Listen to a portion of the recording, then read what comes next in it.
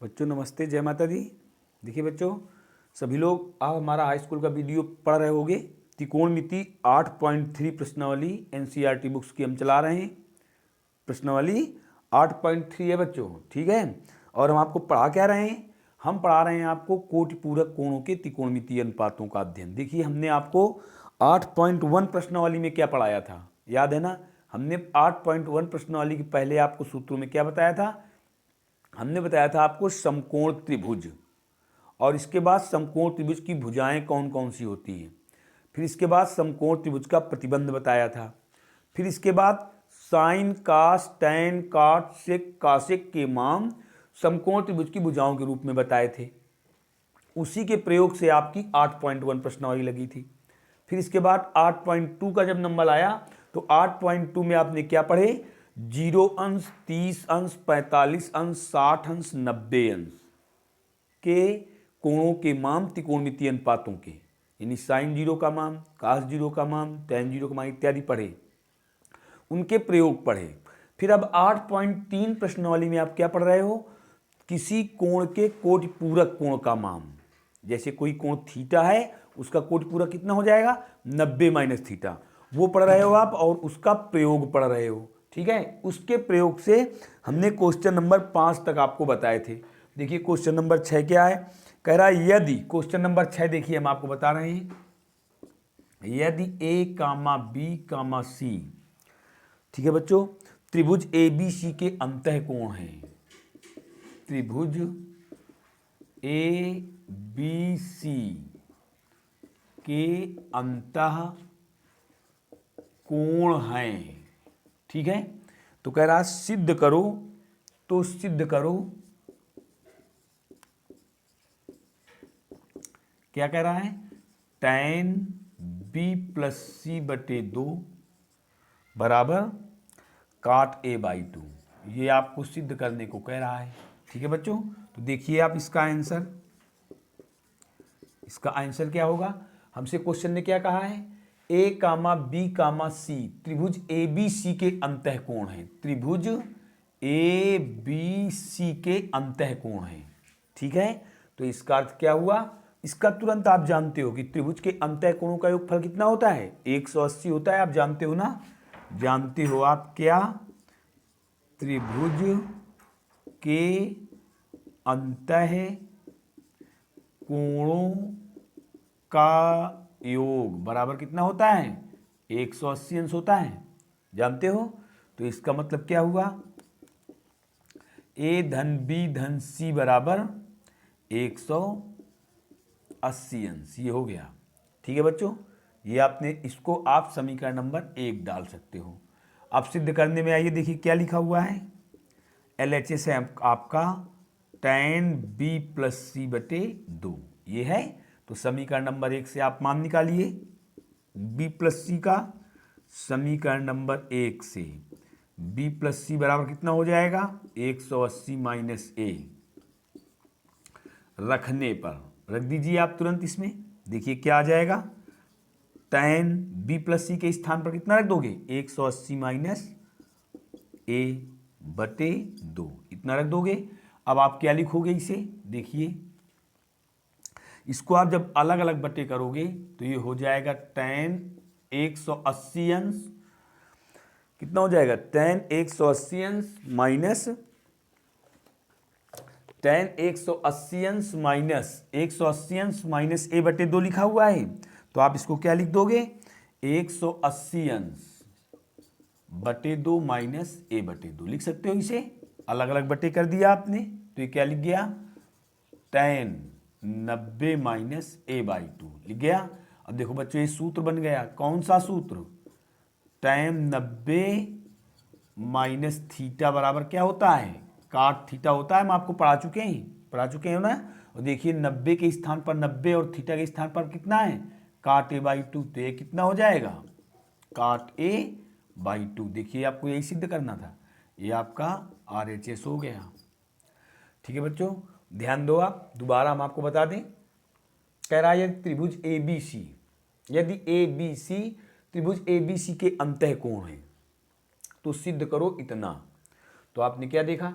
त्रिभुज के अंतः कोण कह रहा हमसे, तो आप क्या जानते हो इसके विषय में, त्रिभुज के अंतः कोणों का योगफल 180 अंश होता है। तो इसका मतलब हुआ a धन b धन c बराबर 180 अंश। इसका अर्थ हुआ इतनी बासा का अर्थ। ठीक, ये आप इसके अर्थ से आपने ये निकाल लिया। अब देखिए सिद्ध करने में हमें दिया है tan b plus c by 2 LHS है, लिख दिया आपने। अब देखिए समीकरण नंबर 1 से आप b प्लस सी का मान निकाल सकते हैं a के रूप में, क्योंकि हमें a कोण सिद्ध करना है।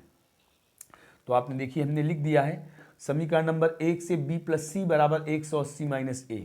ये मान आपको कहाँ पर रख देना है, b प्लस सी के स्थान पर रख देना है, रख दिया। देखिए अब हमने ये देखिए अंक हो गया, ये संख्या हो गई, तो 2 का भाग अलग अलग कर दिया। देखिए इसको इस रूप में लिख दिया। अब 2 का भाग 180 में दोगे तो बच्चों 90 अंश आ जाएगा और ये a/2 बचेगा। अब क्या लिख गया है, tan 90 माइनस थीटा। देखिए लिख गया है, हमने सूत्र भी लिख दिया है। तो ये क्या होता है, cot थीटा होता है।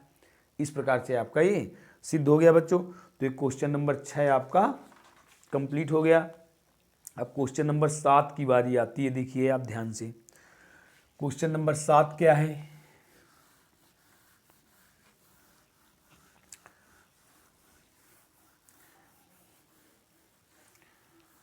क्वेश्चन नंबर 7 है बच्चों साइन 67 अंश। देखिए क्या लिखा हुआ है, साइन 67 अंश। ये क्वेश्चन नंबर बच्चों आपका 7th है। साइन 67 अंश प्लस कास 75 अंश को 0 अंश और 45 अंश के बीच और 45 अंश के बीच, ठीक है, के कोणों के त्रिकोणमितीय अनुपातों में व्यक्त करो। के कोणों के त्रिकोणमिति अनुपात में लिखो। ये क्वेश्चन है आपका, ठीक है। तो इसका आप आंसर देखिए क्या होगा। देखिए आपसे क्वेश्चन ने क्या कहा है कि 0 अंश और 45 अंश के बीच इन कोणों को होना चाहिए।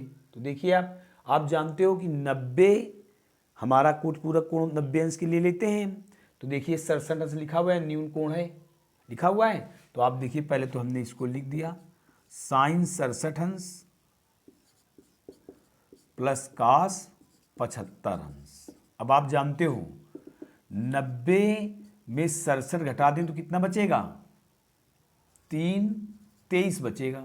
बचेगा कि नहीं बचेगा। तो इसका मतलब आप 67 को क्या लिख सकते हो, अतः 67 अंश बराबर 90 माइनस 23 लिख सकते हैं। लिख सकते हैं ना 67 के स्थान पर, क्योंकि 0 और 45 के मध्य रखना है। तो इनको हम कोटिपूरक कोण के रूप में चेंज कर दें, ठीक है। ये न्यून कोण है, 90 से कम है, तो कोटिपूरक के रूप में चेंज कर सकते हो आप। तो हमने चेंज कर इसी प्रकार 75 को, यदि 90 में आप 15 घटा दो 75 बचेगा। देखिए 75 को आप इसी प्रकार निकालोगे, 90 माइनस 75 करेंगे तो 15 होगा। 90 में 75 घटा दिया, इसका कोटिपूरक निकालना है तो आप 75 का मान निकालिए। 90 माइनस 15 बराबर 75 हो जाएगा।